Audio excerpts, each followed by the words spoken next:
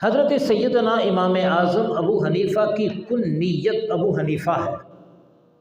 لوگ سوال کرتے ہیں کہ آپ کو ابو حنیفہ کیوں کہا جاتا ہے؟ اس کا جواب یہ ہے کہ عربی زبان میں حنیفہ دوات کو کہتے ہیں، اور کوفے کی جامع مسجد میں جب آپ کی محفل لگتی تھی اور طلبہ علم دین حاصل کرنے کے لیے آتے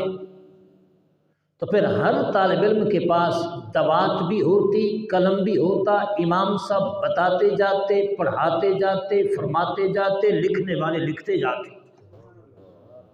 اور علماء نے فرمایا کہ بیک وقت 400 دوات اور 400 قلم اس محفل میں ہوا کرتے تھے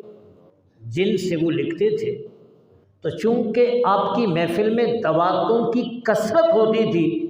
اسی وجہ سے آپ کو ابو حنیفہ دواتوں کا باپ ابو حنیفہ کہا جانے لگا۔ بعض نے فرمایا کہ حنیف کا جو لفظ ہے ہر غلط سے، کجی سے حق کی طرف مائل کو کہتے ہیں، جس میں حق کی طرف میلان، اور کسی کجی اور خرابی سے ہٹ کر حق کی طرف میلان کو حنیف کہتے ہیں، چونکہ آپ حق پر شد و مت کے ساتھ قائم تھے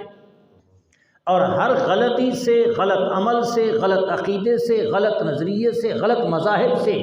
ٹوٹلی حق کی طرف مائل تھے، اس لیے آپ کو ابو حنیفہ کہتے ہیں۔